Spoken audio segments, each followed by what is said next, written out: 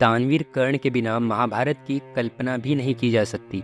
साथ ही इस बात से इनकार नहीं किया जा सकता, कौरवों के सेनापति कर्ण अपने प्रतिद्वंदी अर्जुन से भी बड़े धनुर्धर थे, जिसकी तारीफ स्वयं भगवान कृष्ण ने की थी। कर्ण न कि एक शक्तिशाली योद्धा थे, बल्कि बहुत बड़े दानवीर भी थे। बिना युद्ध का परिणाम सोचे अपने कवच कुंडल तक दान में दे चुके थे।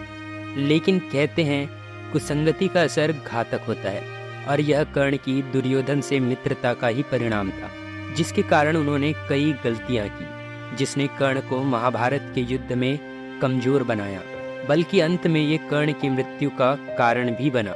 वो श्राप जो कर्ण के लिए प्राण घातक सिद्ध हुआ।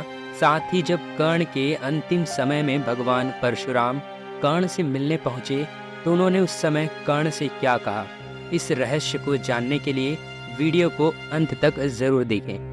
आप सभी को तो पता ही है कि कुंती पुत्र कर्ण का पालन पोषण एक रथ चालक के घर हुआ था, जिसके कारण उन्हें सभी शूद्र पुत्र भी कहते हैं। उनकी वीरता को देखते हुए दुर्योधन ने उन्हें अंग देश का राज सिंहासन दिया, और जरासंध के हारने के बाद कर्ण को चंपा नगरी का राजा भी बनाया। वैसे दानवीर कर्ण जैसे महान योद्धा का जीवन किसी तपस्या से कम नहीं था। कर्ण को ऐसे कर्मों का परिणाम भी भोगना पड़ा जिसमें उनकी कोई गलती नहीं थी, लेकिन फिर भी अनजाने में किए हुए कर्म और दूसरों की भलाई के कारणवश उन्हें 3 श्राप मिले, जो प्राण घातक हुए, और उन्हें महाभारत के निर्णायक युद्ध में अर्जुन के हाथों वीर गति प्राप्त हुई। आपको बता दें कि कर्ण को जो 3 श्राप मिले थे, उनमें से 2 श्राप 2 ब्राह्मणों ने दिए थे। यह दोनों श्राप उन्हें अनजाने में बाण चलाने से मिले थे। इसके अलावा तीसरा श्राप उन्हें भगवान परशुराम ने दिया था। कर्ण को परशुराम ने श्राप क्यों दिया, इसका उत्तर महाभारत की ही एक कथा में मिलता है। कर्ण जब धनुर्विद्या सीखने के लिए गुरु द्रोणाचार्य के पास पहुंचे तो उन्होंने कर्ण के शूद्र पुत्र होने की वजह से उन्हें शिक्षा देने से मना कर दिया। कर्ण इससे निराश होकर भगवान परशुराम के पास पहुंचे। परशुराम जी ने कर्ण की प्रतिभा को देखकर कर्ण को अपना शिष्य बना लिया। एक दिन अभ्यास के समय जब परशुराम जी थक गए थे तो उन्होंने कर्ण से कहा कि मैं थोड़ा आराम करना चाहता हूँ। तब कर्ण ने परशुराम जी के सर को अपने जंघा पर रखा और परशुराम जी आराम करने लगे। थोड़े समय बाद एक बिच्छू आया जिसने कर्ण की जंघा पर डंक मारा। तब कर्ण ने सोचा कि यदि मैं अपने जंघा हटाऊंगा तो गुरुदेव की नींद टूट जाएगी।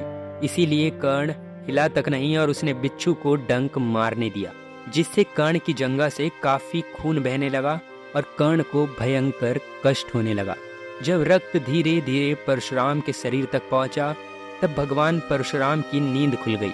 परशुराम जी उठ गए और यह देखकर भगवान परशुराम क्रोधित हो गए और कहने लगे कि इतनी सहनशीलता क्षत्रिय में ही हो सकती है।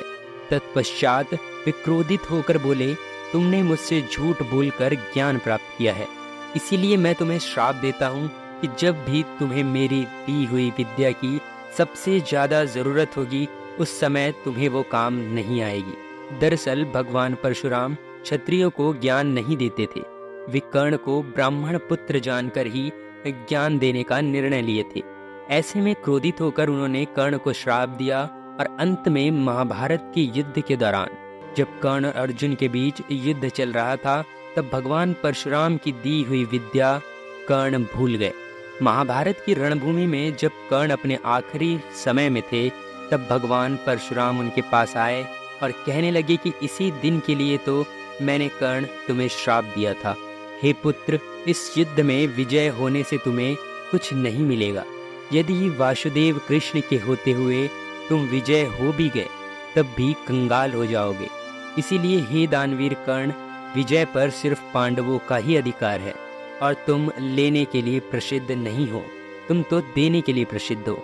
अपने भाग्य से संधि कर लो। अभिमन्यु की हत्या में भाग लेकर तुम दुर्योधन के ऋण से मुक्त हो चुके हो। सब कुछ जानकर अनजान न बनो। हे पुत्र, मेरे आशीर्वाद की छाया में आओ और याद रखो, मृत्यु लोक हो चाहे स्वर्ग लोक, जब भी वीरों महावीरों की सभा में तुम्हारा नाम लिया जाएगा तो सभी वीर खड़े होकर तुम्हारे नाम की जय जयकार करेंगे। तो यह थी भगवान परशुराम के द्वारा कर्ण को मिलने की श्राप की कथा। उम्मीद है आप सभी को यह वीडियो पसंद आई होगी। मिलते हैं एक और नए वीडियो के साथ, तब तक के लिए बी सेफ। जय हिंद, धन्यवाद।